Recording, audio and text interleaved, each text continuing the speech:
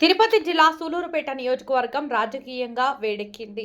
పెళ్లకూరు మండలం చిల్లకూరుకు చెందిన వైసీపీ రాష్ట్ర కార్యదర్శి మాజీ డీసీసీబీ చైర్మన్ కామిరెడ్డి సత్యనారాయణ రెడ్డిని నాయుడుపేట డీఎస్పీ చెంచుబాబు ఆధ్వర్యంలో పోలీసులు అరెస్టు చేశారు.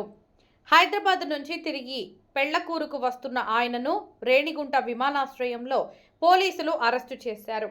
అక్కడి నుంచి నాయుడుపేట ప్రభుత్వ ఆసుపత్రిలో చికిత్సల అనంతరం ఆయన కోర్టుకు ప్రొడ్యూస్ చేయనున్నారు.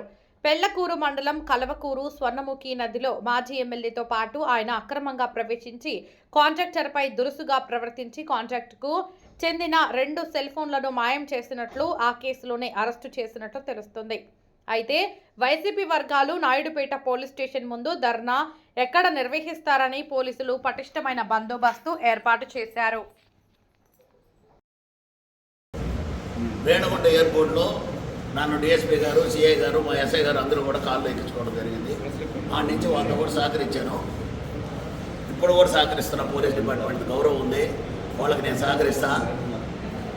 అనవసరంగా నా మీద ఏం అభియోగం పెట్టారు, ఏం కేసు పెట్టారు నాకు తెలియజేస్తే నేను హాస్పిటల్లో డాక్టర్ గారికి కానీ కోర్టుకు కానీ వచ్చేదానికి సిద్ధం. అసలు ఏమీ ఈకనే అరెస్ట్ చూపించుకునే నా కాగితం ఈకనే నేను ఎందుకు అరెస్ట్ చేసినామని చెప్పకనే నన్ను డాక్టర్ దగ్గర రమ్మంటారు. ఒక బాత్రూంలో ఉంటే నలుగుతారు. వికారమైన చేస్తూ పోలీస్ డిపార్ట్మెంట్ అంటే నాకు గౌరవం ఉంది. మీరు పెట్టే కేసు ఏందో నాకు తెలియజేస్తే నేను దేనికైనా సిద్ధమే.